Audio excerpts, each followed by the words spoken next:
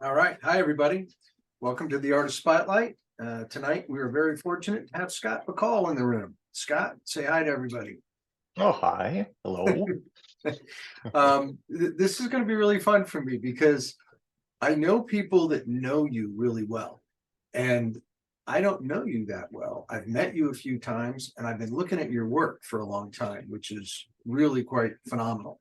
One of the more joyful things about what I get to do is I get to take a deep dive into uh, the people that we're interviewing and just really see things that I wouldn't see normally from an artist. And I think I put in 120 images of somewhere around 120 images, and it was just a pleasure going through it. So thank you for sharing those with us, and I'll start scrolling them here in a few minutes. But a couple quick things. If you don't know, and you should, if you follow illustration, you should know who Scott is. Um, uh, Clients include the New York Times, Rolling Stone, Wall Street Journal, the Washington Post, the Boston Globe, Variety, Playboy, Family Circle, O Magazine, Ebony, Tufts, Wells Fargo, Yoga Journal, Discover, Smithsonian, Scientific America, and there's a lot more here. I'm just going to stop and just say Scott's work for he finishes his client list and with over 100 other publications, and so it kind of gives you a really good idea that he is an absolute seasoned pro, and one has won awards at Society of Illustrators, has uh, been involved. His work has been seen in communication arts, gold and silver medals from Creative Quarterly. Um, Been obviously is regular seen in American Illustration. All of the places you expect to see a superstar illustrator, Scott is present and has a presence. So, with that said, I'm going to start sharing some work and start listening to Scott talk instead of me. And I'm going to hop in with the boring stuff and just say, if you want to support Visual Arts Passage, help spread the word, give us a like, drop some words in the comments. It seems small, but it helps. Thank you, Timmy. I appreciate that. So I think we're kind of looking at work somewhat chronologically is the way what you suggested. But I guess my first question would be, and I asked you right when we came in here, but where do you reside now?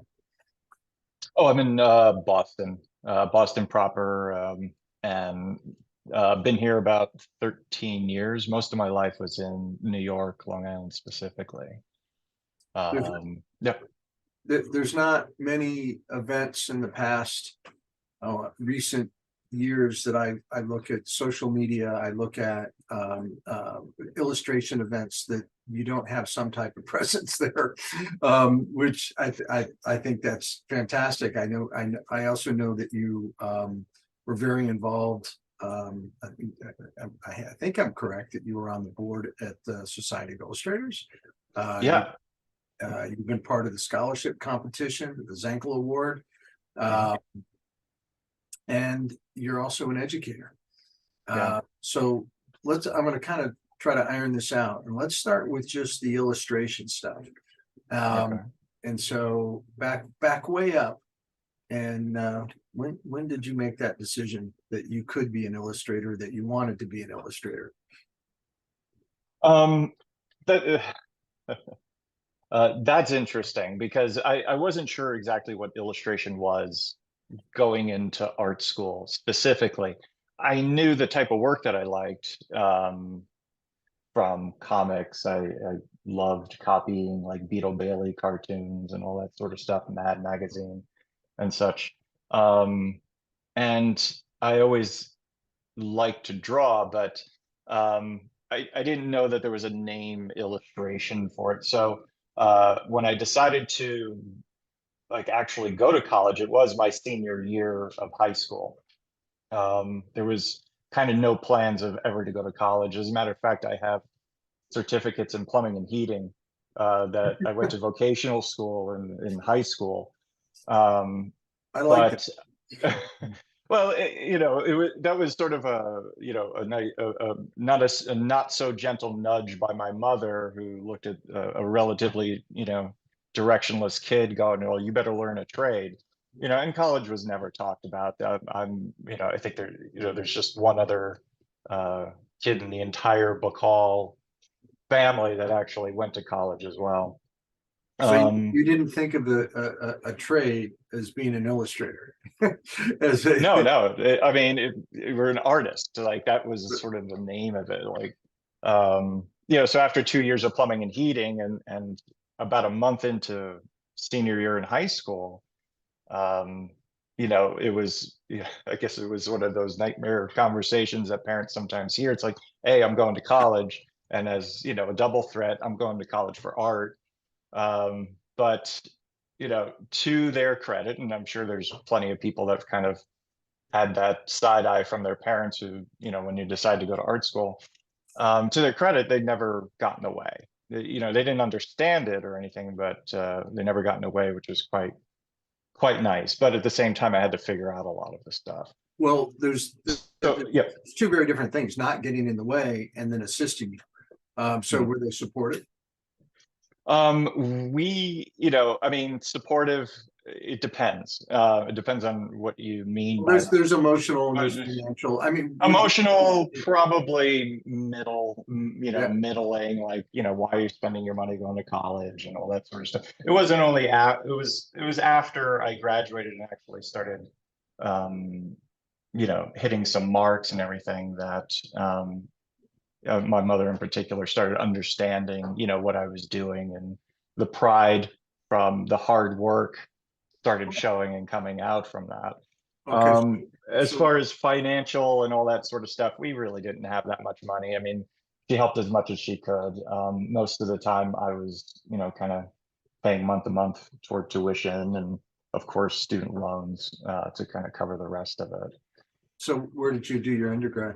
Where did you go? School of Visual Arts. Yeah. And did you so you went, that's a pretty amazing thing. I mean, because there's an unbelievable connection to the illustration world at that school. Yeah. I mean, did you get exposed to Marshall in the undergrad? Yeah, I did. It was around the time that he was building the master's program. And I started in 1989 at SVA.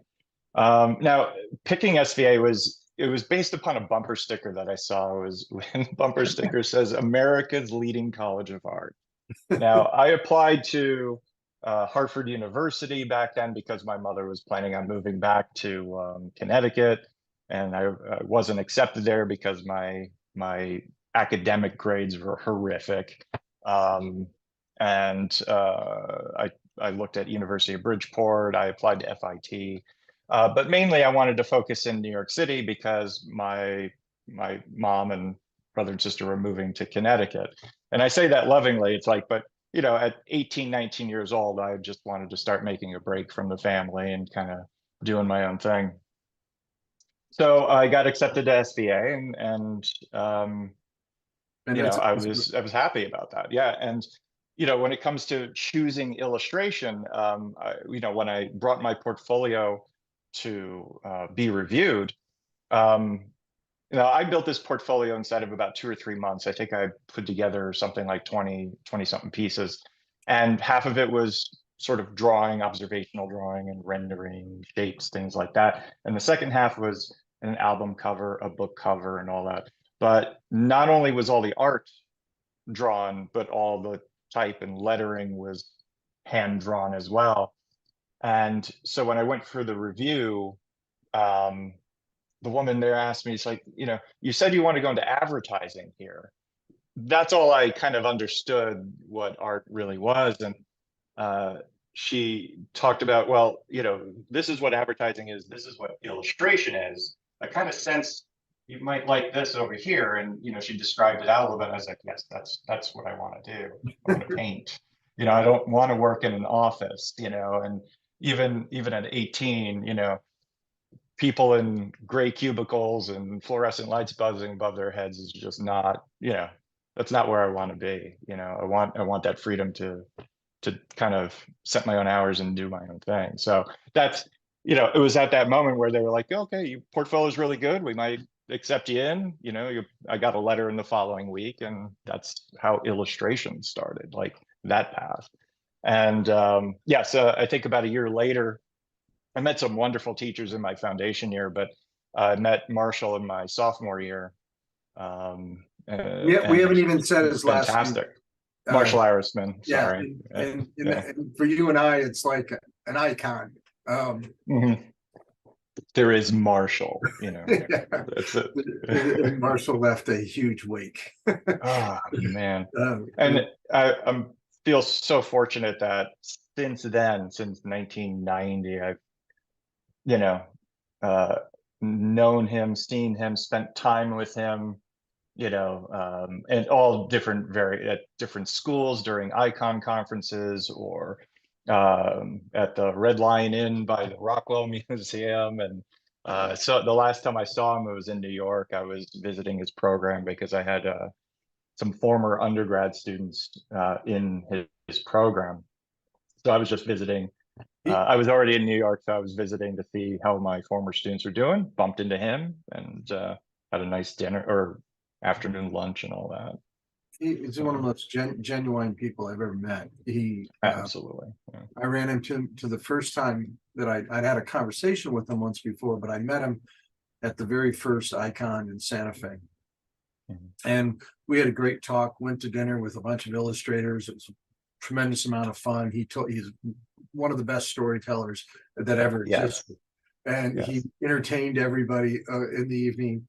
And then I didn't see him 2 years later, and he came prepared. He had written me a letter and had a video, had everything, had all of this stuff really nice prepared for me. I hadn't talked to them since then. Knew I was going to be there, and he just handed me this and said, I thought you would maybe like to see this. It was just, I mean, he was just such a thoughtful individual, and I think he really cared about obviously he cared about what he did as an artist, but I think he cared about what other people were doing too.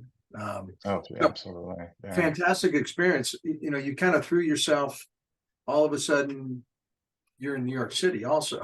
I mean, there's a lot going on in your life at that point. What was it? What was what was learning like? I mean, what was it like? Oh, I see. Oh, it was terrifying, and it was terrifying in sort of the worst way. Like, I remember my foundation year, one of the first classes I took was figure drawing. And, so it's, the first day of class, the nude model comes out, and drops the robe, and we all blush, it's like kind of the first day of art school, all that. And, I'm drawing the figure like head circle, and like very, just poorly. And then I'm looking a few seats down, and it looks like Da Vinci is drawing, a few, and during the breaks, I walk over and go, what the hell how did you do? Like, who are you? And I found out that there was something called the High School of Art and Design in New York. Right. And it's like, oh, wait a minute, there's like an art school for high school students. Right. So I just kind of, got a little smaller and everything. And I'd never been to an art museum until my first year of college. I've never been to a gallery and art museum because arts wasn't a thing in my family, so, going to the first museum I ever went to was the Metropolitan Museum of Art. And, walking in there was, I guess, in a weird sort of way, it felt like, when you're going to those amazing churches, the big foyer when you walk in, That is really one of the most 18, 19-year-old. You just think of, I'm guessing you were 18 or 19 years old. 18. Yeah. And not only to be in New York City, but I know some of your classes were taught by notable illustrators.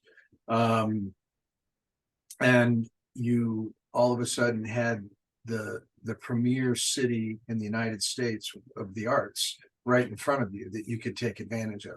That had to be just an amazing experience. You know, I grew up in this little town in Connecticut also. And my father's and a couple of his peers, Fred Ottness mainly, every Friday they would go into the city and just go visit galleries and museums. And they said, what's the point of living here? We have to struggle with so many things with the city. Why can't we should be taking advantage of the most important thing it has to offer us as artists. And you know, I think that the museums outside of the illustration world too, because that you also had that access to the Society of Illustrators too. I don't know if I'm going anywhere with this, but I just find that really romantic, that you had all of it there. It sounds romantic, but when, you know, I was working 2 part-time jobs at 2 separate supermarkets, I was commuting in from Long Island because it was cheaper to live out on Long Island than rent an apartment in Brooklyn or in New York City proper. So it was probably the most poorest and the most porous time of my life that I've had, probably up until quite a few years after college, a few years anyways. And you know, so did I get to experience everything that my friends had? No. And again, it was that sort of insecurity that came from, like, I remember we were going to Pearl Paint. I mean, talk about romance. Going to Pearl Paint down on Canal Street, and I'm with a group of friends and I'm kind of behind them. I'm listening to their conversations and they're talking about classical music. They're talking about Mozart and Beethoven and everything. And they're humming these beautiful things. I'm like, I don't know what they're saying. Like, I remember they're talking about Beethoven 6th. And I was just, so I had to go home, get records out from my library, which happened to be up the street, and listen to these things. I felt like I spent a lot of those years kind of catching up to their baseline throughout all that. And I, you know, between working a couple of jobs, I worked in the financial aid office there, filing papers and all that too, just to survive and pay rent and all that sort of thing. It felt like I was always catching up, always trying to catch up to try to achieve something, you know, and not understanding, in an odd sort of way, not understanding art or illustration as a profession or as a field either. That seemed to have taken time. Your first semester, you enrolled as an illustration student. Oh yeah, yeah. Okay, so I mean, even if you didn't completely know what it was, by pointing, you got to the right place. Yeah. Oh yeah. Cool. Like everything was like I had to kind of sort it out as I went along. What this meant, you know, how does this operate? How does this work? I said this to you. I don't know if it was today or last time we talked, that one of the reasons that fascinates me about teaching is seeing somebody like yourself that developed yourself at such a high level, and you had all of those issues, like not even knowing what it was going into school. And I look at my life, and I had so many of those things, you know, I had so many of the answers right in front of me, and it was almost impossible for me to do it. It was still incredibly hard. And just had to put so much effort into it and work so hard to just be competitive. So more power to you. I'm amazed, but I'm fascinated also. And it's part of what I like to interview artists for, because I like to hear the story. I like to hear the path. And so when you got into art school, when you got and you're studying illustration, what was the emphasis? Like, who were you first influenced by? And then what type of illustration, or did you even, you know that there were different avenues of illustration? It became pretty apparent, you know, early on, like that first year, even in foundation year, talking about illustration and all that sort of stuff. It was kind of around there. Of course, it became a little bit more clear during my sophomore year. Geez, the influences. Well, my drawing teacher, the name escapes me at this point, because that was the very first class I walked into. During that first year, there was a woman named Patty Bellatoni, who taught a media class, and that class, and I think it might, arguably, it might help set the stage. Although I really loved conceptual things in high school, like Pink Floyd, The Wall. I loved music and concept albums and things like that. I was always interested in human psychology and all that. And Patty's class was just called media, but it was a thinking class. It was like a visual metaphor class in a way, like like an assignment would be like draw two lines that don't get along. Like that's the prompt, or illustrate a cliche. Cat got your tongue, or drawing a blank and everything like that. And I love those sorts of mind games. And there was some demos along the way as far as materials in that. So it was kind of experimental, not only just in media, but in also thinking. And there was one guest speaker that we had come in, Lisa DeSemini, who's a children's book illustrator, and I've been friends with ever since. This is like 1989, 1990. And she was absolutely an influence as far as some media, like how to use oil paints, oil glazing techniques, and all that, which eventually got me quite ill. And I guess I could talk about that in a little bit, but until I decided to do something smart, like switch over to acrylics. And then throughout the rest of my years, I mean, as far as drawing, I absolutely got my drawing lines from two people, Jack Potter and Sam Martin.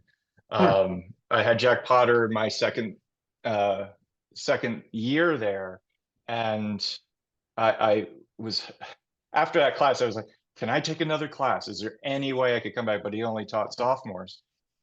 He was a kind, gentle, wonderful person, and knew how to teach, knew how to get, let people, he got out of the way, but he kind of showed people how to, get somewhere with their line and their sort of personal voice. And Sam Martin, I had for my junior and senior year as well. And he kind of had the same, I guess, sort of mindset as far as how to teach, how to draw, which I connected with wonderfully.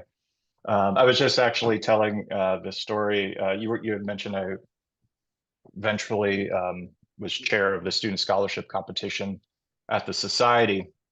I also had Gil Ashby, who teaches out in Michigan, Detroit there.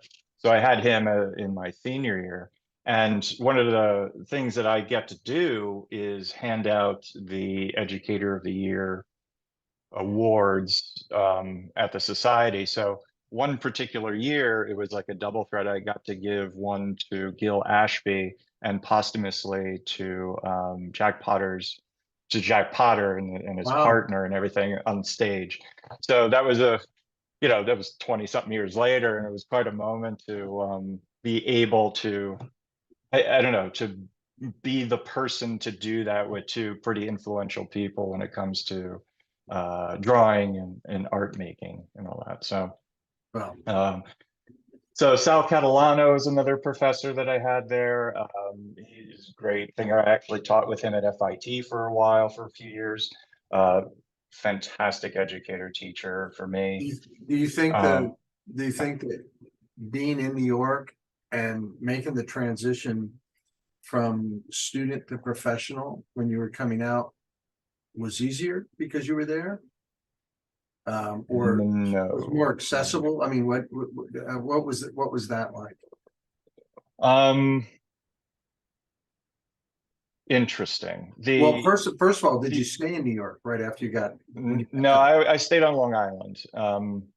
When I graduated, I was pretty broke, and I stayed on Long Island, and I kind of worked in isolation, for a lack of a better way of putting it. I kind of went back to my high school friends and things like that, and started trying to build a career. And I'd take a trip into New York City every once in a while to either get transparencies made or drop off the portfolio, free internet, and try to build up something there and send out postcards. And I got work, but it certainly wasn't enough to make a living. So I was constantly still working at the supermarkets, which was great because it provided me healthcare.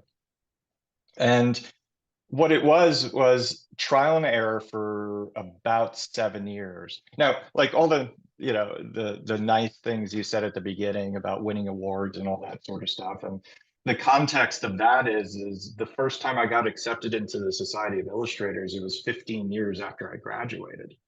Wow. You know, so it wasn't like an immediate there was about 13 to 15 years of This is figuring shit out and like trying to like I went through probably 3 or 4 different painting styles along the way. And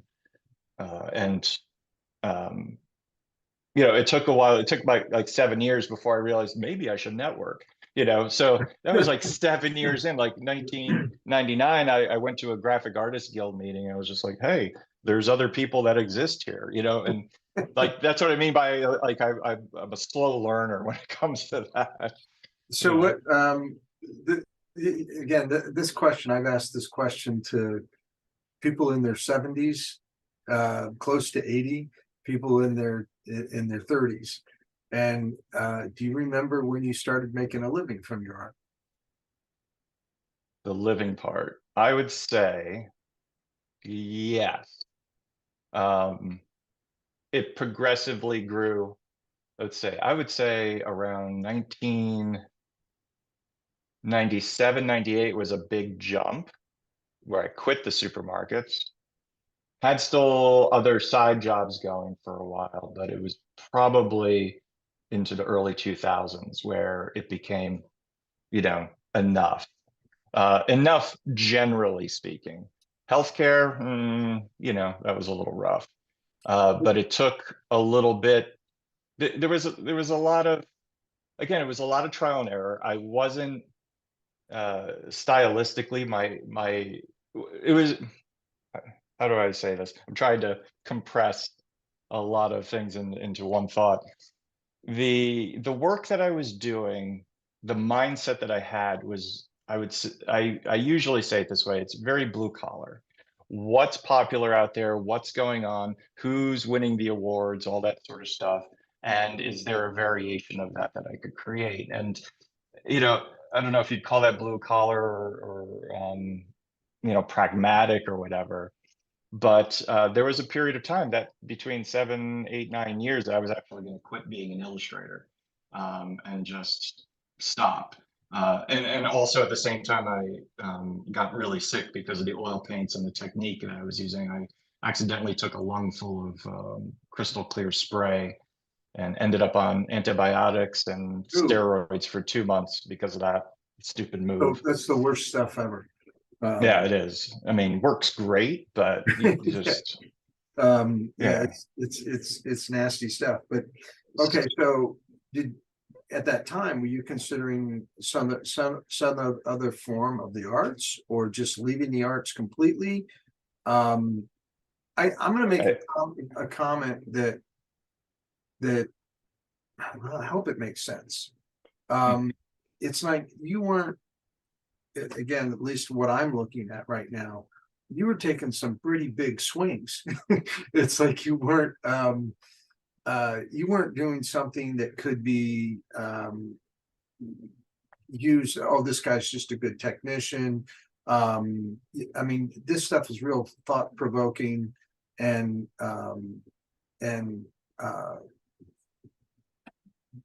beautiful, just beautiful conceptual work.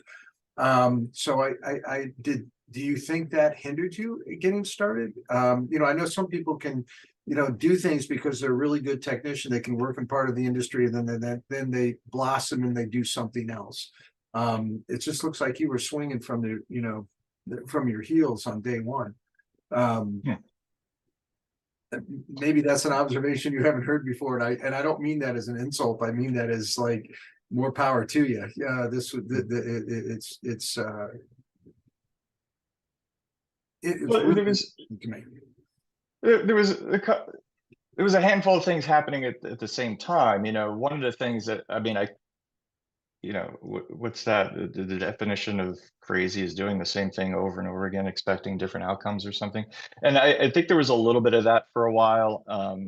Also, a little bit of pride. Like, my family believed in me to, you know, they didn't get in the way to go to college and everything. So at the same time, I also had to figure out how to make this succeed. So it was a constant, like, I got to figure this out. I got to figure this out.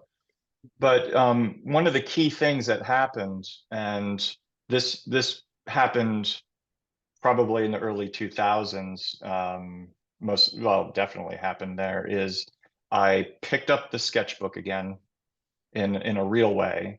Not in the, oh, I just got to come up with an illustration idea, but as an experimental tool that combined with starting a master's program, meeting Murray Tinkelman, and then through Murray Tinkelman meeting Gary Kelly and Anita Kuntz and all the people that, you know, that in a way I idolized or respected over those years.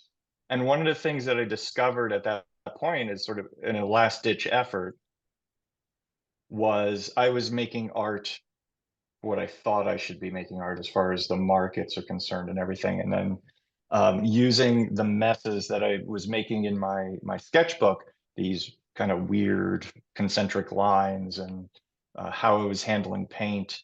I took it right out of the sketchbook and I said, well, I'm going to make art that looks like this. That's its basis. Like in the most purest form, like this is my art. And if the markets don't like it, then oh well.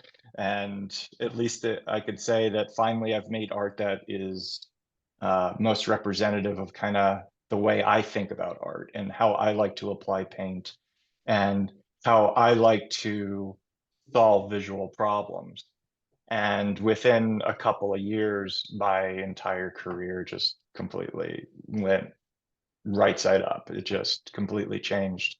And to the point where I sit here and I go, like, some of the things that I've experienced and some of the jobs that I've done, never in my wildest dreams that I thought I could get there. And I firmly believe it's because I eventually trusted myself and I believed in myself enough to just kind of, you know, do what I think might be fulfilling for me or best represent me.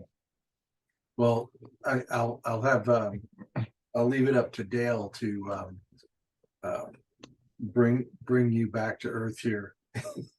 He said your definition of crazy and pursuing.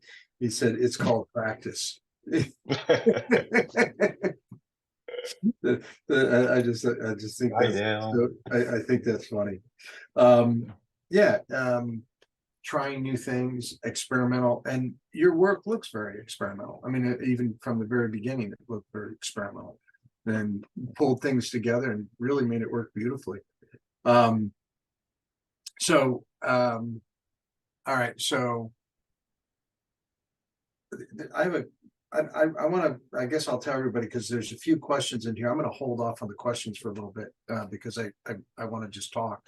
And then we'll get to some more questions. I have some questions for you. So in your you start getting jobs, you start doing the work that you want to do. Are you looking at the industry? Are you like defining, saying, are you like cherry picking clients then? Saying, oh, these are the art directors that I want to go after, and this is the type of work that's going to satisfy them. Everybody, like, you know, when I graduated, I had my goals: Rolling Stone magazine, Playboy magazine, and the New York Times, right? And everybody wants the sexy jobs, you know, Right. because the names behind them and all that sort of stuff. But by the time I figured myself out, and another thing that I did at that time when I kind of dove into the work that I did, prior to that, it was like trying to make art that would work for advertising, try to make art that would work for editorial and book covers and stuff. And what I decided to do was go just single focus, which is editorial, because I like ideas, I like trying to solve those problems, and there's a lot of it. Like there's just a lot of editorial work out there in different forms. Yeah, a lot of types So of editorial. Yeah. yeah, and I just did that, and I'm pretty agnostic with work. If Socket Wrench Weekly wants to hire me for an illustration job, okay, maybe it might be kind of interesting, and I've worked for some really weird magazines, School Bus Fleet magazine, things like that. So the interesting thing that happened from that is, because I focused on that for a while and did so much of it, and I guess started being recognized for that, then all of a sudden I, got the job for, theater posters and an advertisement, or, book covers, never having promoted to them. It was just, I guess, through the osmosis of the business, Well, I and think getting the that, work out there. especially at that time, I think that um, your time period lines up with it perfectly, that there was still so much interest in what editorial illustrators did, and some very creative work, lots of range inside of the editorial world. And I think I think people starting in the editorial market, it was noticed. I mean, other people, other art directors looked at it. The whole industry looked at it, because at one point it was the most visible part of the industry. May not be now, but it's still, I mean, it still has its strength. And it's also, I still think it's the easiest barrier of entry into the industry right now. I agree. Yeah. Dale and I teach a portfolio class. I had a student a week ago in class told me she was on her way to Barnes and Noble, and I said, well, will you do me a favor? Will you photograph the periodical kiosk? And she did, and I put it up in class that day, and I said, look at all the magazines, and there's probably, you probably only know, and Dale went through it from top to bottom. I really had fun listening to him, because he said, you probably only know, the big guns, the major names, but there's all these others. And as Dale pointed out, he was like circling, he was like the bottom row. He goes, this is where I make my living. Mhm. It's all these names you don't hear of, and all the others, yeah. the university magazines, Mhm. there's a magazine for everything. I got a huge kick out of, just recently traveling to Colorado and being in Vail, Colorado. They didn't have one town magazine, they had two that were, that thick, filled Mhm. with photography and illustration, because they're all driven by the real estate market. And whatever drives a magazine. And I think the drier the information gets, the more likelihood they're going to buy illustration, because it's interesting. It kind of Su Jin's philosophy Right. on that. And I just think it's a marvelous place to start, and it's a marvelous place to grow, to kind of break borders and then start going in the directions. I know you said a lot of that came naturally from other people seeing it, but did you try to push certain areas? I mean, were you actively like, hey, I really want to work for this art director, or there's a designer I want to work for, there's an agency I want to go after. Did you push those buttons? Yeah, I think intentionally or unintentionally, I did. I mean, my promotional tactics at the time, and I'll say this is pre-COVID, because I'm still trying to sort out what post-COVID looks like when it comes to promotion. While I focused on magazines, I used a list called Agency Access. It used to be called AdBase.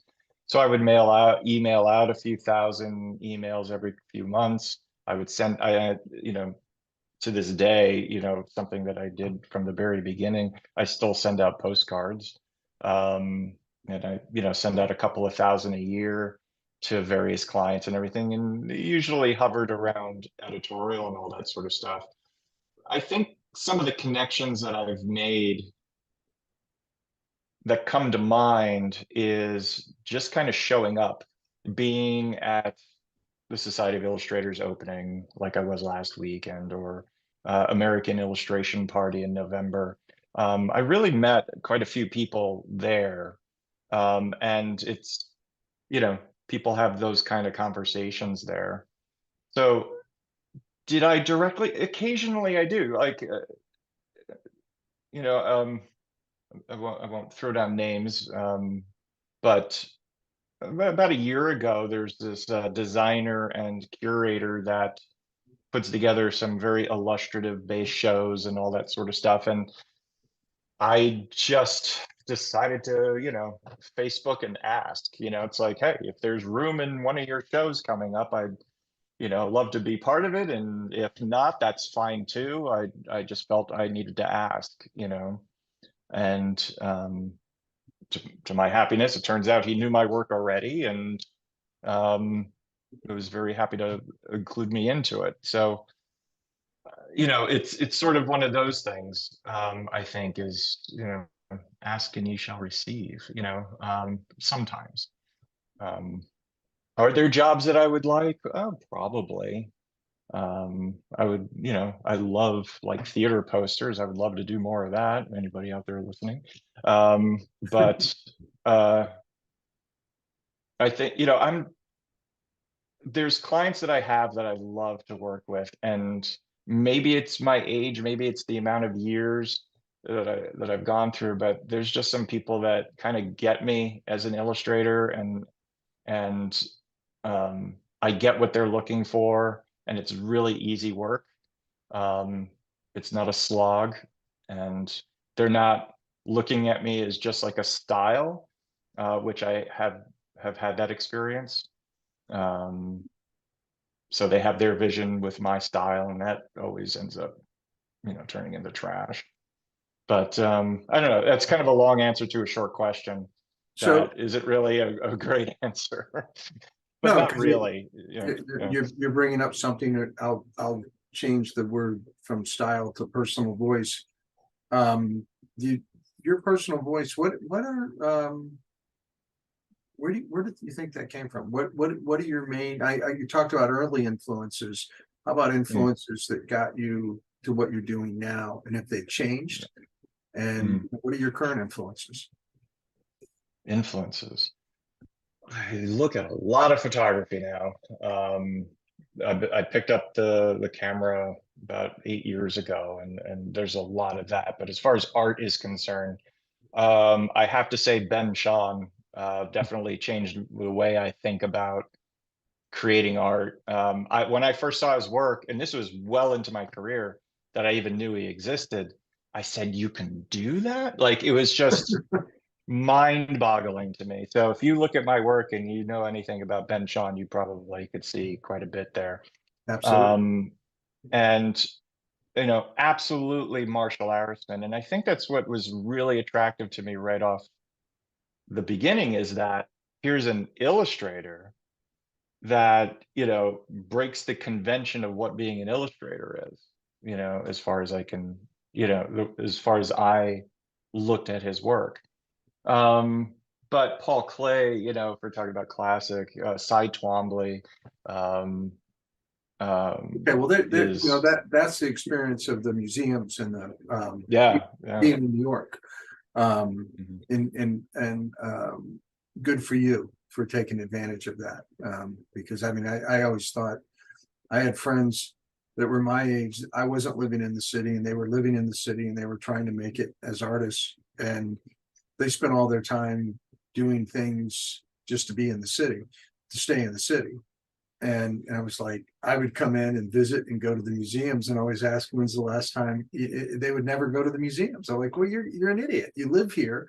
This stuff's right next to you and you don't take the time to go see this stuff. Because it's, it's like one of the few places in the world you can. One of the major moments that I had was 1994.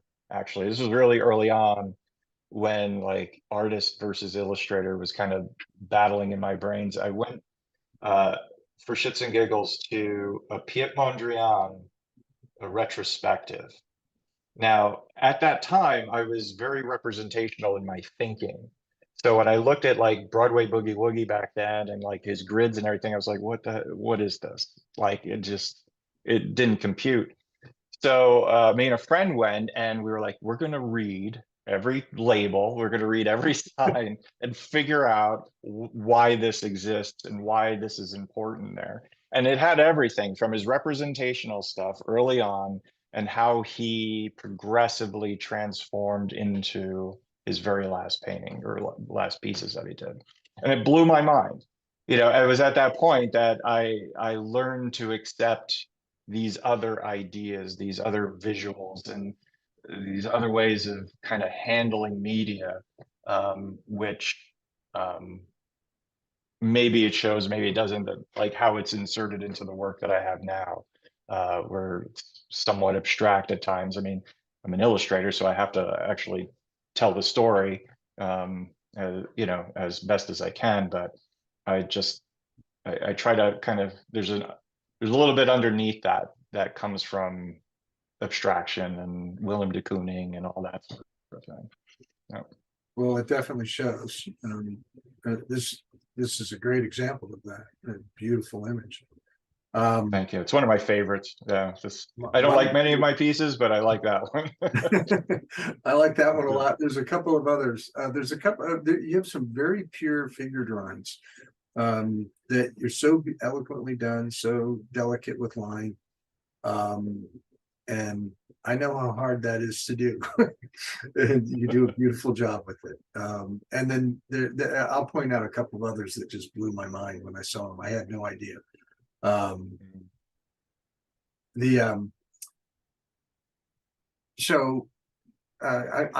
guessing you're about 10 years younger than I am. I'm guessing. And I'm saying you're 50. Right around 50. Okay? A little above that, but yeah. Okay, so I'm a bit above 60 too. Just from timeline when you were in school and all that. At 50, do you feel like you're in the right place? Do you feel like you're in your wheelhouse as an illustrator? Are you real happy with the industry and what you're doing? Wow. 50 was the middle of the pandemic, and a very small little. Okay, well, we'll say today. Small party, but it doesn't have to be. We don't have to go back. We'll just say right now. Yeah. I mean, how's everything? How do you feel about what you're doing in the industry? Well, the industry. I don't know. That's a big question. As far as personally speaking, I've been, this coming year is start my 30th year illustrating, and it's a lot. I still love it and everything, but I think there's more, and this gets kind of more on the personal side. I think there's more to life, and there's other things that I want to accomplish that might be illustration driven. I love it. I built a clientele and all that sort of stuff, but there are other focus that I've been trying to work out for the last 3 or 4 years, as far as, certain shifts, whether it's professional photographer or even some gallery and museum work, expanding upon that. I've dabbled in all of them, and I've been fortunate enough to do some work and have clients and galleries represent me within it, but keeping it very kind of generally quiet and low key. Is it really different? Is it like, would somebody be able to recognize, it's like when you see when I first saw Daniel Adele's work he was doing for gallery, it's like, yeah, you couldn't really tell it was his. It was so different from what he did as an illustrator. I love it. I mean, I love his illustration work too. But it was very, very different. Is that how you're approaching it, or is there a lot of crossover? The easy answer is I'm still trying to work that out. The odd answer is, I don't know if you've seen it or anybody. I had these little kind of circular characters. I call the world dim stars at the moment. And we're going to see some coming up, right? I mean, yeah, I gave you a few of those. Yeah. And I started working with those like over 10 years ago. And they were just for fun. They were in my sketchbook, and then I made little canvases. And then, like, you know, a gallery in LA was like, oh, this is kind of interesting. We'll throw a couple of these little 5x7s. And knock on wood, people like it. People have been buying them. And you know, it's something that's stuck in my head because I like that I've created this character, its own world, and almost every other painting I do is kind of a different style in a way. Is that something that's where it sells in galleries? You know, people have pushed me to make graphic novels from it and all that, and maybe that's a thing. I don't know, but maybe there's something there. I'm kind of experimenting with it and talking with some people and trying to suss that out. I've thought about taking my illustrative style of work or like that and put, you know, kind of create gallery versions of it, whatever that means. I don't know. I don't have an answer, and I don't know what the answer is at the moment. When it comes to that's an excellent answer because it is a journey.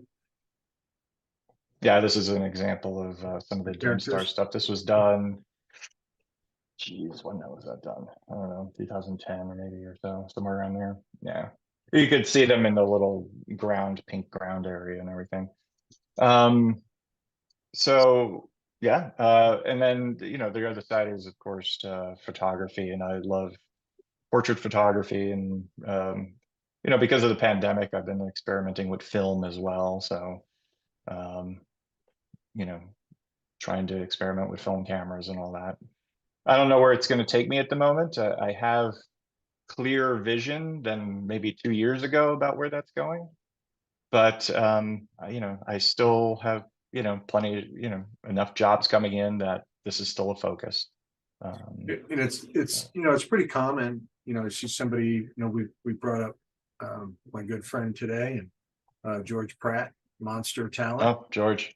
And you know, George made a conscious decision that he took a full-time teaching job, and he really applied himself. You know, he looked at his teaching job. I apologize, Ringling. I apologize up front where he teaches. I'm not saying anything wrong with the school, but George looked at it as, hey, I could work 7.5 months out of the year and put all my classes in 2 days of each week, and then I have all that extra time. I'd have all that time that would service everything that I need. That would give me enough funds to do whatever I wanted to as an artist. And he's one of the few that I've seen take huge advantage of it. The guy makes a ton of work because he has the time to do it, and he's organized his life so he can make more artwork.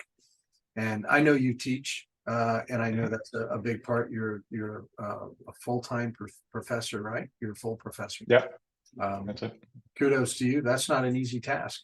That you've been doing it a while. Mass art. Mass art? Yeah, Massachusetts College of Art and Design. Yeah. So, tell me about your teaching.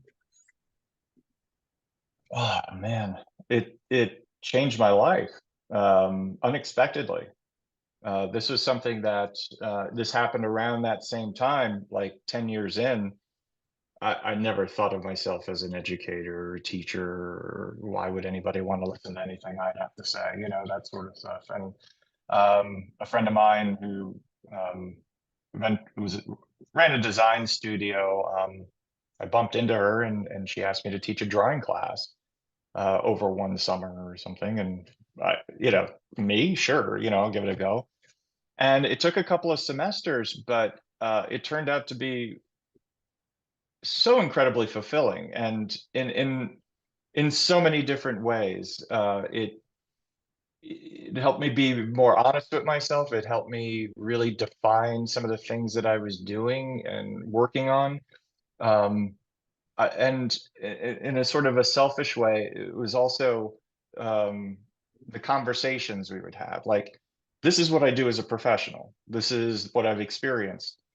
These are some of the ideas I have. And, what I would get back is, well, this is what I'm listening to. This is what I'm, thinking about doing and all that sort of stuff. So it was a nice symbiotic kind of relationship going on there where I was getting just as much as, at least I hope that the students were.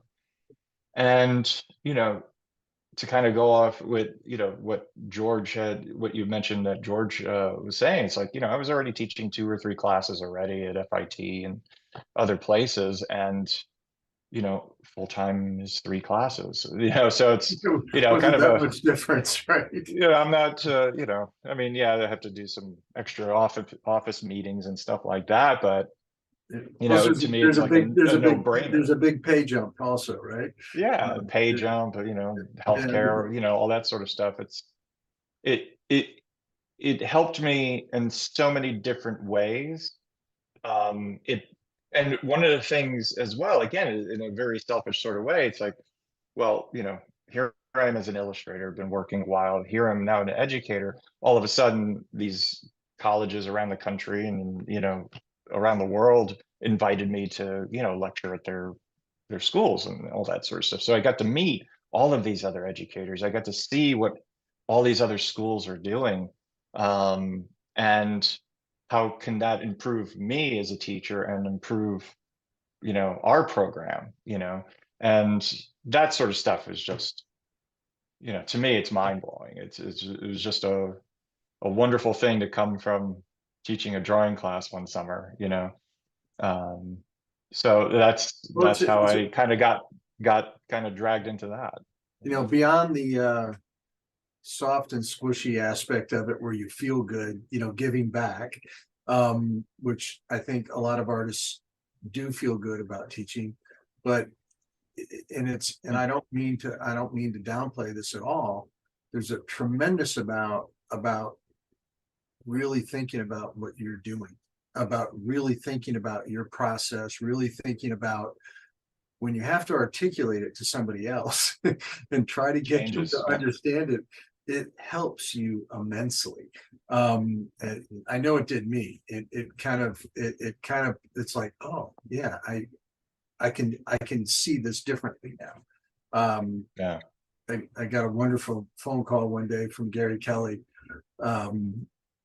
talking about teaching, doing his week spot at the Illustration Academy for the summer. And he goes, John, I just got to thank you. So he goes, I love coming to the program and you'll never have to call me. I'll always be there, all of this. And I said, Gary, that's really wonderful. He goes, yeah. He goes, it's also wonderful. I can get all that out in 1 week.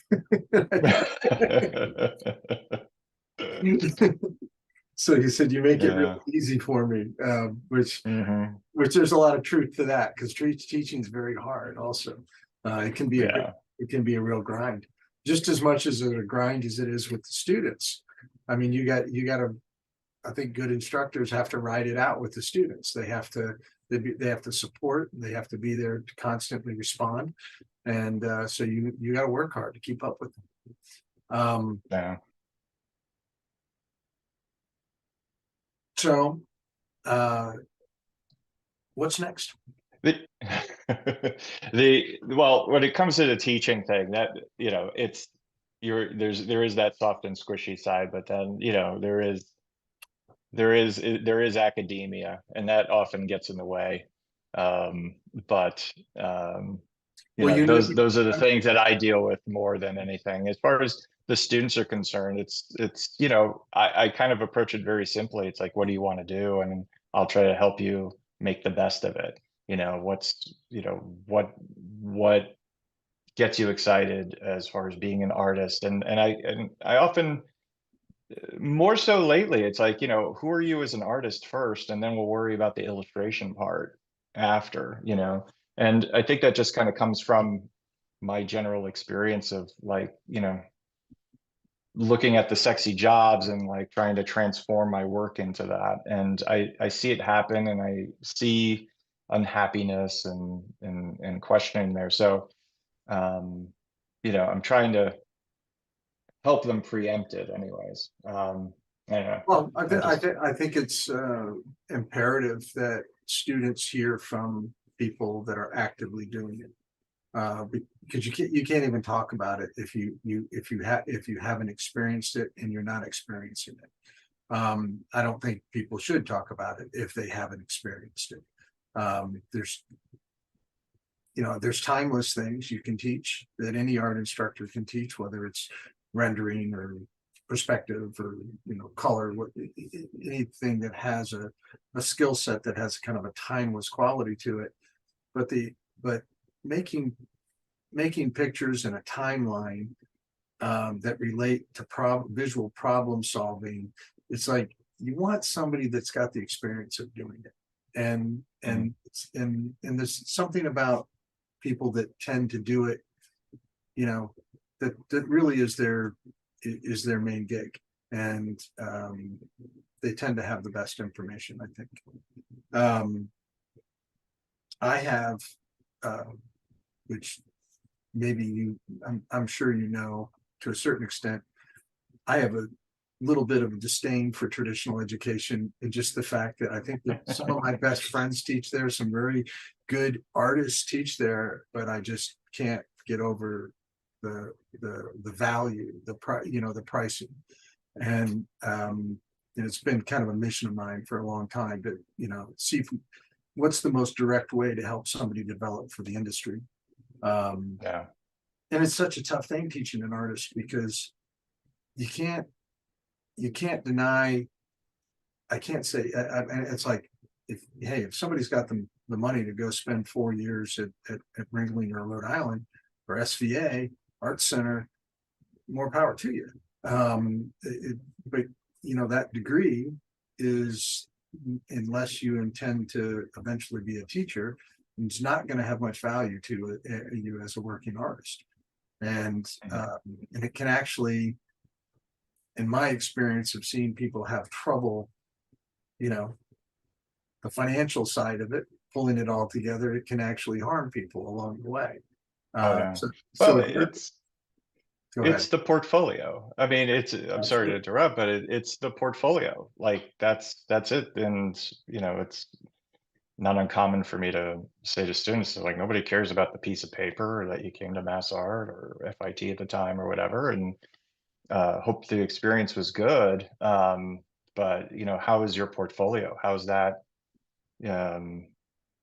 That's what's going to do it. Now, as far as the pricing, yeah, I mean, we could point fingers at art school, but it's college around. Oh, it's not just totally. Yeah. Yeah, it's completely bloated with a bunch of unnecessary things, and the amount of money that's being charged is just mind-bogglingly ridiculous. But it's value. It's value of product that bothers me the most. If somebody said to me, here's your chance, you could go to an Ivy League school and to get a degree for this amount of money, and that would be the same degree that you would get from an art and design college. The Ivy League school degree is going to have a lot more value to you. The degree from a private art and design college, it's just because it's portfolio. If you've applied yourself and it worked for you, more power to you. But on average, it has a lot less success. But again, there's great instructors and great information in all the schools that I complain that they're too expensive. Yeah. I mean, my world going to SBA in 1989 is vastly different than today's yeah. world. You know, like, I mean, I could sit here and bitch and complain about SBA and the price. And again, anybody from SBA, like, I absolutely respect the school and my friends teach there and all that sort of stuff. But and you know, hey, if people could pay for it, then more power to you. But you know, Right. my rent was, you know, $300-400 a month around that time, up to around $600 a month. You know, that was just rent for a 2-bedroom apartment. You know, it's not bad. You know, tuition. I remember tuition in at SVA in 1989 when I started was $8,900 a year. You know, I think it's somewhere in the vicinity of 40 to 50,000 now. And you know, yes, you know, minimum wage back then was, I think, 335 or 425, something around that. So, you know, the minimum wage or the average wage, I mean, there was paste up mechanical artists all over New York making $15 an hour in 1989. But, you know, the difference of income versus cost were a little closer to one another. You know, now there's people are still getting paid $15 an hour, you know, but the cost of tuition is tripled, quadrupled, quintupled. And that doesn't make sense. It, you know, it just doesn't make sense. Well, That's probably good. well, the bottom line to it all is it's become that only people from a certain financial Yeah. arena or level can go to private art and design college. Yeah. And that That's why I kind of it becomes exclusive, and that's where the problem comes in. And we don't and again, I feel a little guilty because I'm a huge proponent of education. You know, the other side, which great question for you, of all the illustrators that I've known throughout the years, really great talent, really, you know, wonderful, successful individuals that have had great careers. They're all like well-read. They had a good understanding of, you know, how the world worked. They paid attention. They were current. They paid attention to the world around them. And that's a whole nother side of education. And, you know, I think that's really valuable. I mean, that's something we don't, you know, as our school, we just focus on being, you know, helping you with your portfolio. We don't help anybody. We tell people, yeah, go read a book, but that's not part of what we do. And it's just as valuable. You're a visual problem solver. You got to have something to say. You got to develop voice. And it's all part of it. yeah. I got Well, I love reading. Like, reading is always like top, and like the stuff that I read sometimes is kind of like ridiculous, like philosophy books and you know, political theory books and just all those stuff, but also the creative stuff. Like, you know, I'll read through the Harry Potter series every couple of years, you know, and you know, everything. Well, I mean, as far as being an editorial illustrator, one of the most fun parts of it is finding out all the weird stuff that kind of exists out there in the world. You know, every week it's like a new idea, a new concept, a new story about, you know, Mary the First here, you know, like my body being burned and stuff like that. You know, that geeks me out a lot. And I love doing that kind of research. So, you know, it kind of tickles that part of the funny bone as well, as far as creating art. You know? I think illustrators are a great example of a body of people that know a lot or a little about a lot of subject matter because they have to research it all the time, and it takes them into places that they would, you know, one thing leads to another. You know, and that's what I used to love about. I'm sure my high school teachers would just wouldn't believe I even said this. How much time I spent in the library when I high school and college instructors when I started, because when I started as an illustrator, I was constantly researching in the library, the public library. It's before you could Google search. It was before there was internet. So I learned the library really well. Of course, I was mostly looking, get quick facts and looking for photography. But you learned like a book, like a subject matter that was next to something else. It's like you had to explore left and right. It was such a fun thing to do. I don't have the same type of experience Google searching, but I'm sure the people that grew up on that are probably much more equipped at it. I can use it much more efficiently. I have a little aside on that, a little parallel to that, which I just heard maybe this past week, which gives me a little bit of hope, which is I think Barnes and Noble is going to be opening 30 stores in 2023. More people are reading, more people are getting out of the house. Yeah. I mean, Barnes and Nobles used to be the big evil giant, but at this point, after Amazon and Amazon Prime took over, I guess I'll take what I can get, but there's a lot of also, the mom and pop stores opening up a lot too. But the fact that Barnes and Nobles is planning on opening 30 stores around the country, it's a great sign. It warmed my heart a little bit, and hopefully it'll happen. And hopefully that is a little bit of a sign out there that, like society as a whole is kind of looked at the digital version that we've had and said, you know what, I'm gonna buy some more records because I want to put the needle on the record, or I want to buy some film because I want to learn how to process it. It might be a small little niche, but if it's big enough to open up more stores and make more things happen, I think that's a good thing.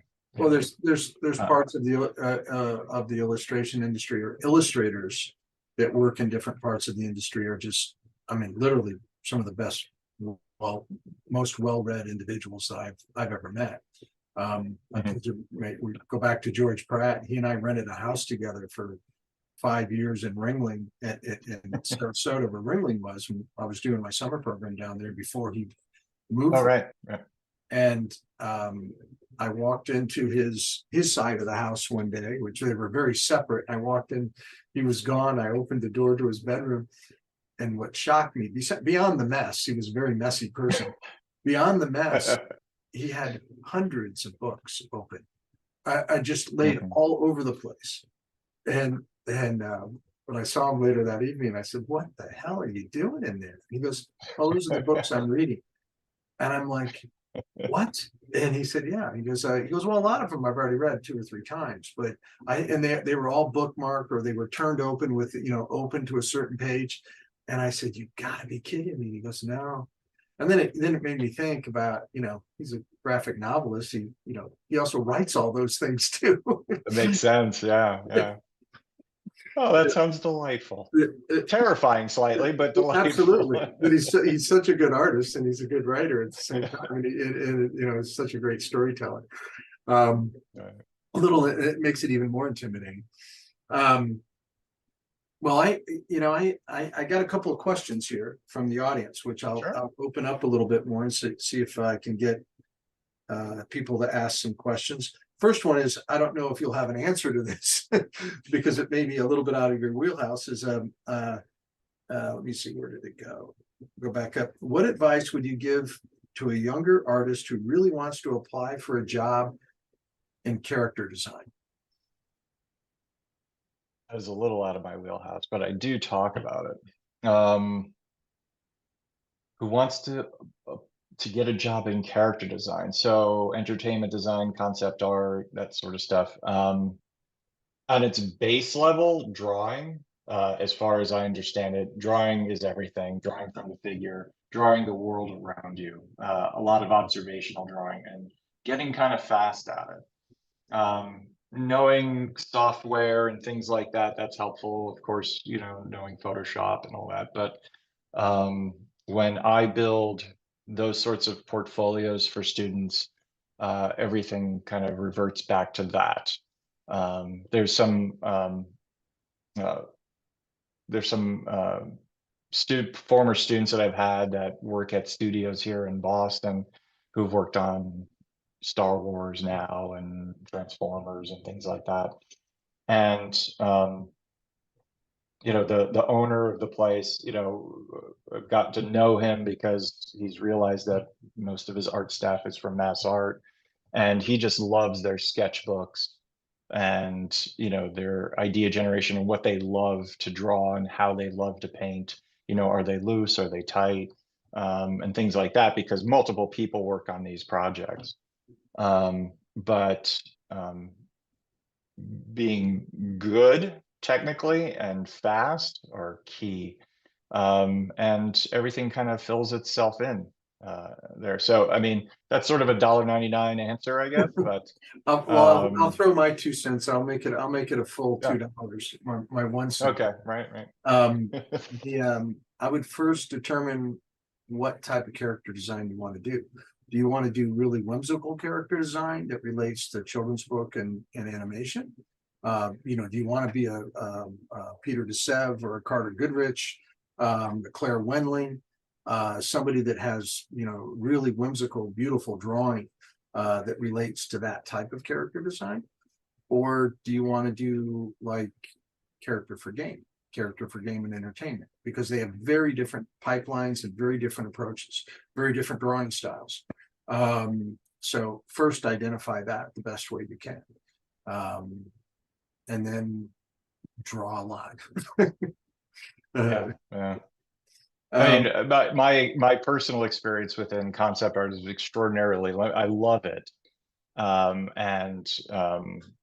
You know, I think of Bunny Carter and San Jose State every time I think of concept art, because that program that she built over there was just mind-boggling, and I took so much from there to give to my students. And like, I've done key art for a potential video game, which is, as far as I understand, still in progress, but that's because I liked like the stylistic nature of my work and all that. So it's kind of as far as I go. But man, if you could do it and pull it off and be that kind of worker, that type of art maker, because it's a very specific type of personality that can do that.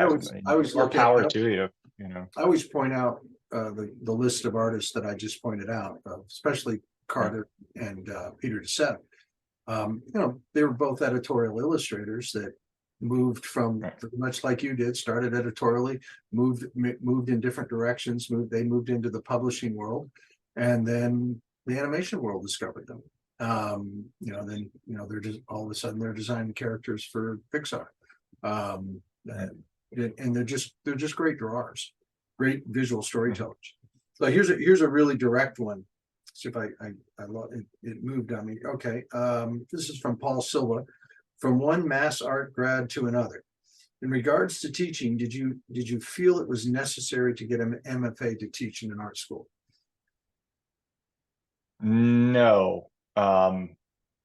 But if I wanted full time, then it's necessary. In most cases, there's very, like, maybe School of Visual Arts, you don't need it, and there's probably a couple of very specific schools that are built that way. I mean, as far as I understand, and I don't want to speak out of school here, no pun intended, but SVA is basically made up of adjuncts. The full-timer is pretty much the chair, as far as I understand it.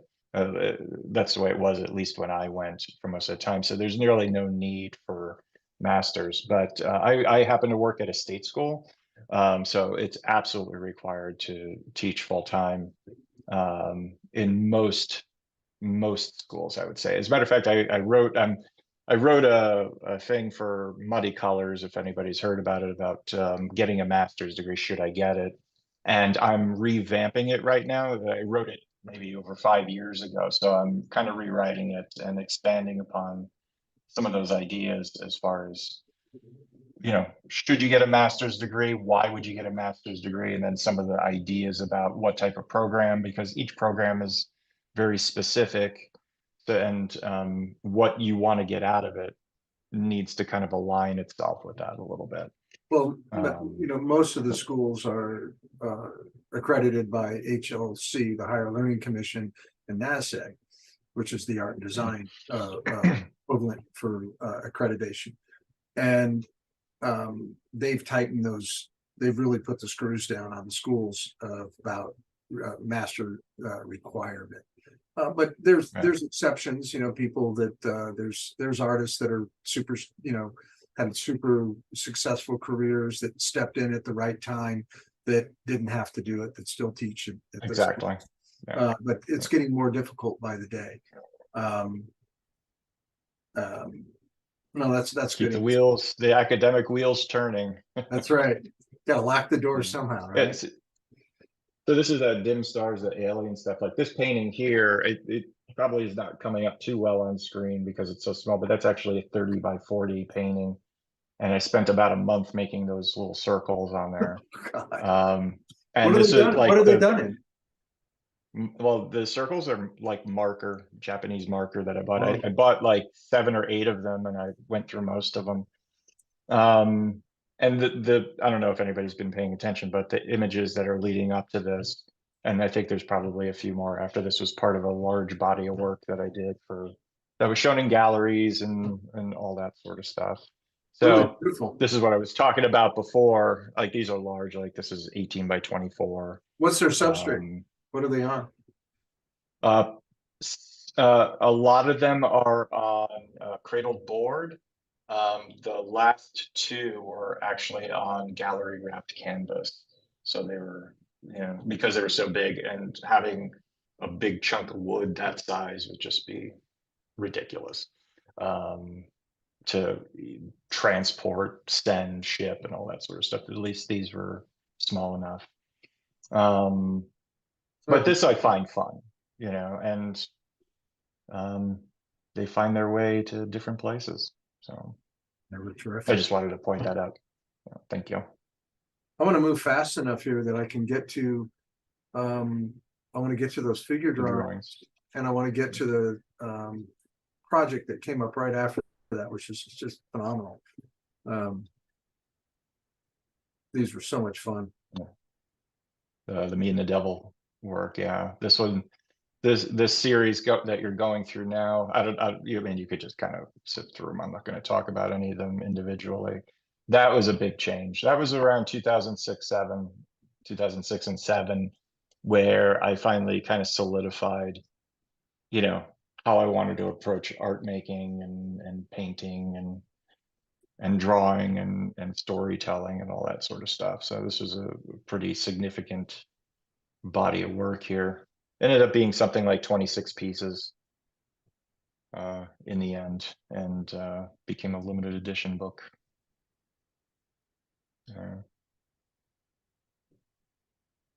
That was a photo reference. I happened upon a car show in Savannah, Georgia, and stood up, I think, on a fence to take that shot.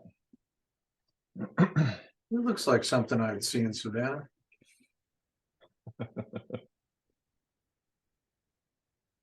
Just kind of clarify, this series is Robert Johnson's. This was actually a thesis that I did in Hartford. Robert Johnson's part fact, part fiction story of his life, sort of thing. These paintings are sort of mishmashed and a little all over the place, but I love music. I love Robert Johnson. I love the blues, all that sort of stuff. So it was a very easy series for me to make. Looks like your heart's in it. Really beautiful. Mm. What something like this? Is this traditional or digital? Oh, it's traditional. Yeah. These are acrylics. These are small. These are 11 by 14s. They were on, actually, these were on canvases. What had happened around 99, 2000, I told you I got sick, and I never really used acrylics. So I was trying to, for a while there, emulate my earlier kind of style with it and experiment with acrylics. And it turned out to be one of the best mediums for me to work with because I'm relatively impatient. Don't like, you know, we were only trained at SVA in oils for some weird reason. Watercolors, I did a little bit of that, and that just makes my eye twitch. If you see any watercolor in any of my art, it's usually a splash or a bleed or something like that. Because there's people who are much better at watercolor than I am. So I just kind of use it as a more like a special effect than anything. Anyways. I'm gonna keep looking through. These are terrific.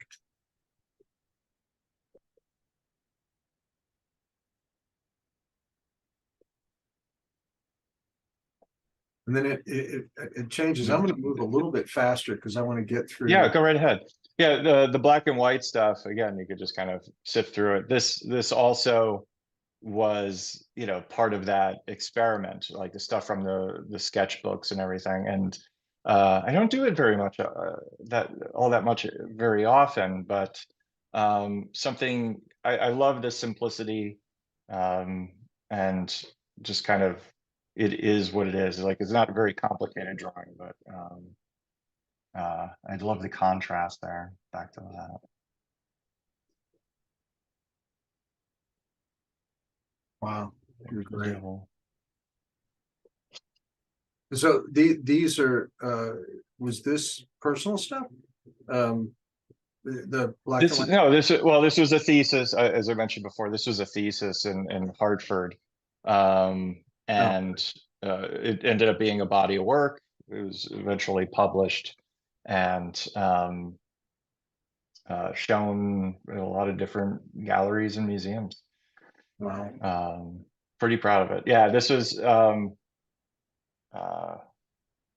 I'll try to say this as humbly as possible. This entire collection now is in the Norman Rockwell Museum, in their permanent collection, which is quite.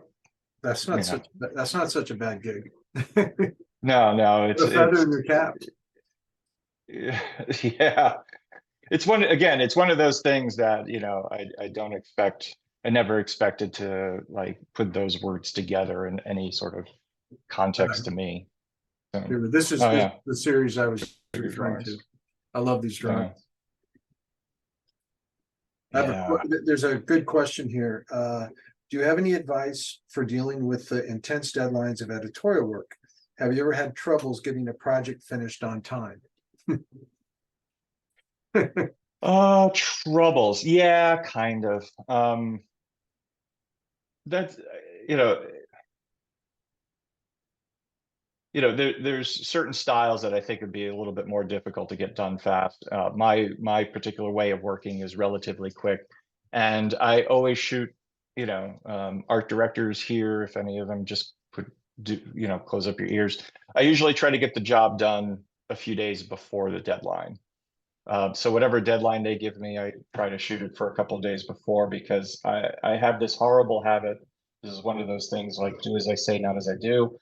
I don't necessarily do color studies or anything, and I don't show the art director's finished drawings. I show them the chicken scratch version. And then I recompose and redraw a tighter version after the idea is approved. And sometimes I fail and often have to redo a painting. But I've gotten kind of fast enough to do it. Now, have I had problems? Yeah.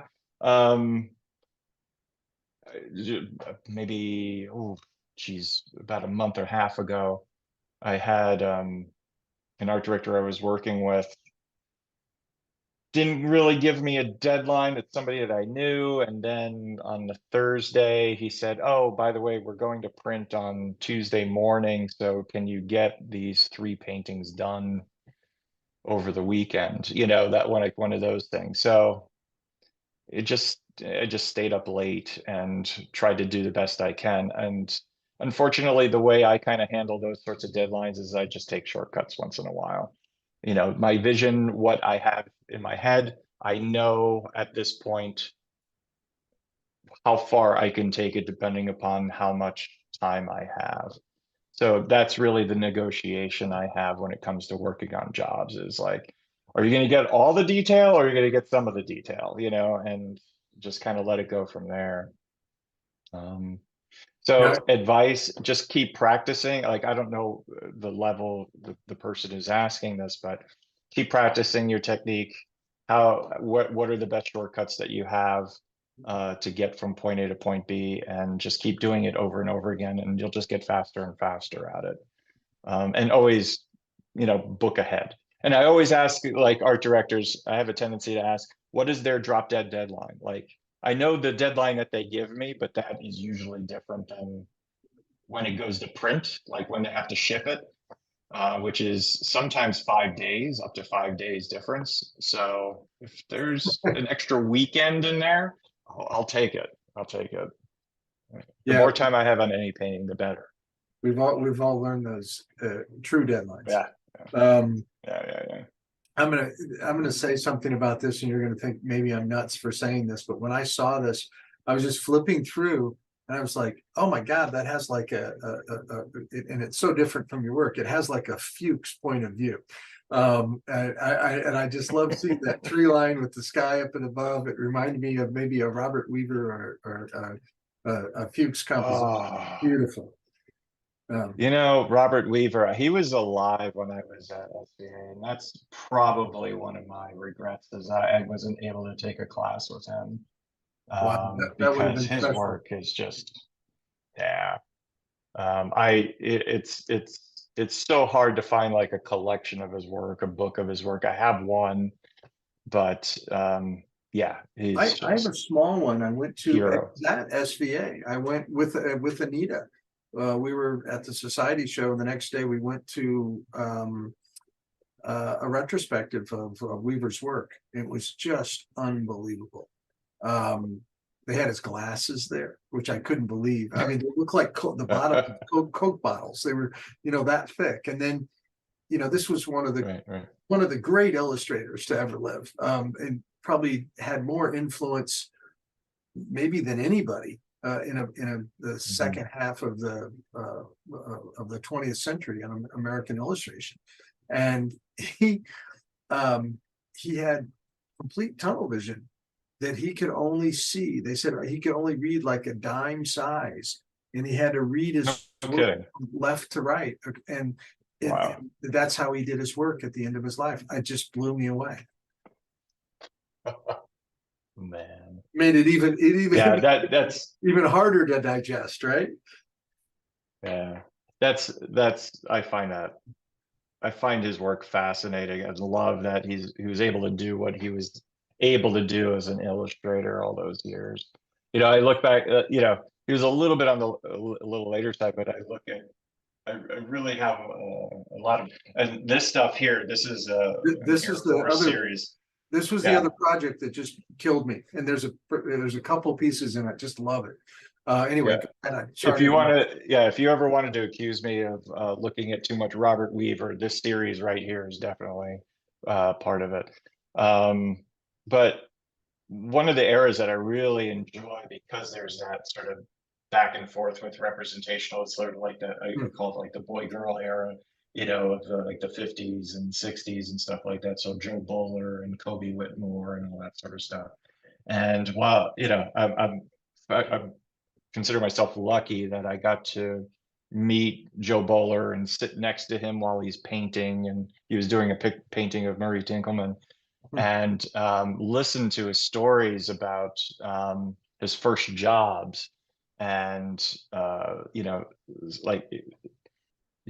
would be getting like $2,000 a spread in 1952, when a brand new car cost $4,000, those sorts of things.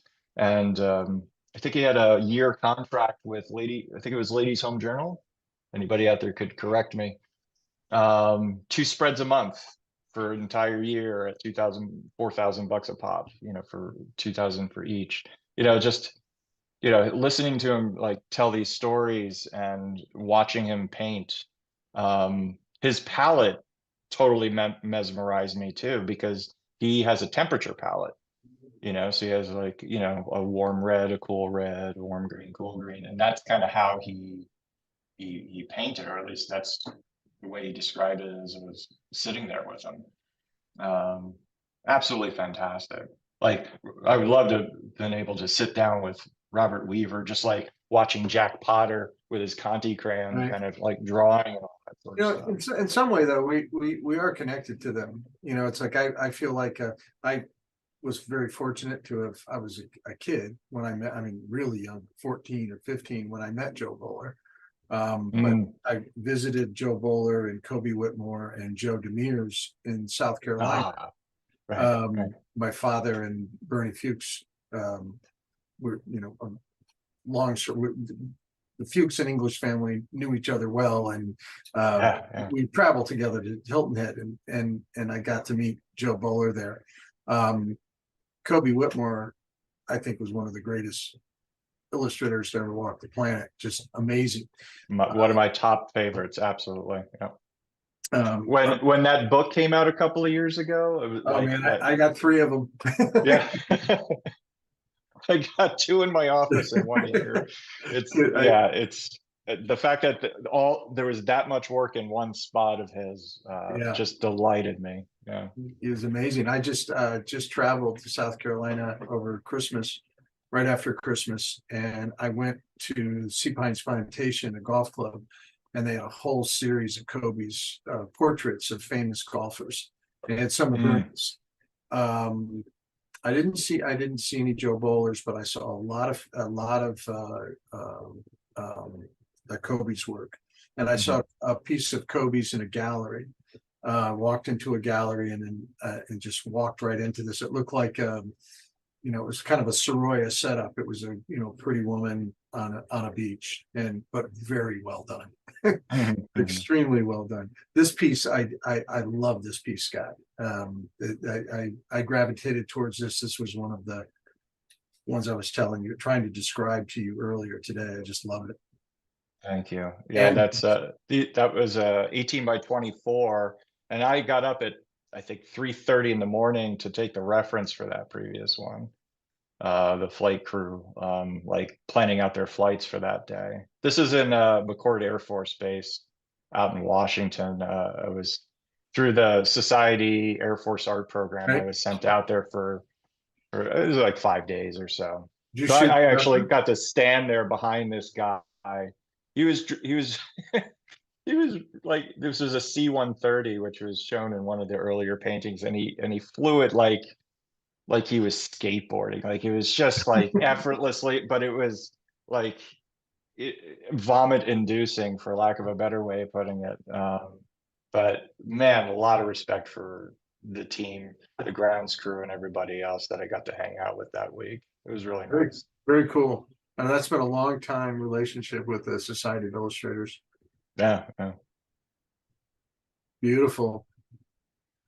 Now, this is a Vancouver opera series, which was plastered all over Vancouver. They did bus wraps on that. There's 2 TV commercials where they animated the art here and all that. Oh, Wow. you asked about previous painting, if it's traditional or digital. I love digital technology. I've built my own computers and all that, and I've used Photoshop since 94, 95, version 3, whatever that one, I think it was 95. And I did digital art for a couple of years, but I couldn't keep up with it. Meaning I'm on the computer all the time doing busy work and, you know, doing the other things that I love. And it just wasn't a joy for me to sit there with a stylus creating art. I needed something tactile. So that only lasted about a year or 2. But yeah, I just tried to emulate what I did traditionally digitally, and, you know, a little bit of collaging to put it together. You know, no hate on any digital artists, obviously. Actually, if you saw the original painting, this deadline was so stupid that there's like, I think if you go back one, okay, so that's the orange skin tone, right? Okay, go back to Tosca there. Right, that color is her arms and her face and everything, because I didn't have enough time to paint that in. The hair was actually black and white. I dyed it red. She's on a ledge there. The ledge is completely photoshopped. Yeah, so this particular piece was the first in that series. They hired me for the job on like a day before Thanksgiving, and it all needed to be done before New Year's. So four pieces, 4 posters and all that sort of stuff, including all the lettering, on top of holidays. So, and this was the first one. This was going to be their grand entrance for the season and all that sort of stuff. So they needed this done first, and, you know, just get it done. So it's sort of Frankenstein together. And then they made it into a, you know, they animated it, which was fantastic. Well, I have just a couple more questions. I have one that is, what is the value? You don't have to elaborate on it, but you handle type really well. I assume you studied that in school to a certain extent. I love illustrators that can use type, and not many can well. But what kind of value has that been in your career? As far as lettering, I haven't done much of it. It's all been self-taught, as far as typography or and lettering, through osmosis and through just general interest. You know, when I graduated my undergrad, I had absolutely no interest in graphic design or anything like that, and I was horrible at paste ups and mechanicals and all that. But after a while, it just became like, it was one of those things that I am working for these people, that this is their lives. I should understand it a little bit more. And I just got geeked out about it. I learned a lot about layout and design, and through teaching, actually having to teach. I've taught InDesign, I've taught, you know, graphic design concepts, things like that. I learned on the way, I learned on the job. And so like when this job came up, I actually approached them and said, I want to hand letter this. What do you think? And you know, they were unsure, like they kind of had their idea, but I just kind of did a whole bunch of this stuff on the side, scanned it, and kind of did some dummy layouts, which were kind of different than this, and they went for it. Well, So you do it very well, and thank you. Really does enhance what you're doing. Last question is, do you have anything you would like to promote? Anything that you're doing in the future that you want to talk about? Anything in the future that I want to talk about? No, nothing particularly. I mean, anything to promote. I don't know, go to my shop. I just put out a zine, Dim Start zine. I don't know, you know. One thing That's exactly what we're asking for, right? Well, one thing I'd be curious about, sorry to interject, is if any listeners wanted to go see your work in person, whereabouts might they be able to do that? In person? Yeah, because you said it's part of the. Is the Norman Rockwell Museum? Yeah. Go to Stockbridge, Massachusetts. Well, they keep that in the back room, you know, on the bottom shelf somewhere. Get so a you might job have to at ask the Norman directly Rockwell for Museum. that. Yeah. You know, next to the bathroom or something.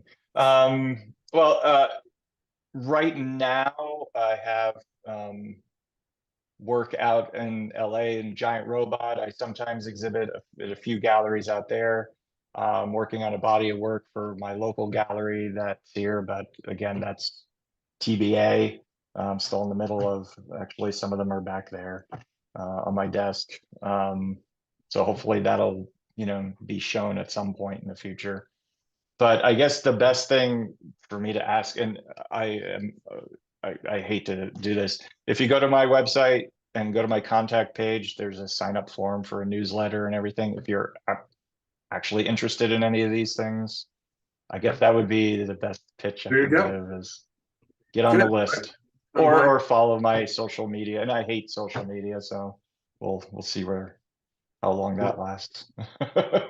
Scott, it's been a pleasure. As I said to you earlier today, it was really enjoyable digging through everything that you sent me, and I spent a lot more time yesterday evening looking at the work than I did during our talk tonight. I really was blown away.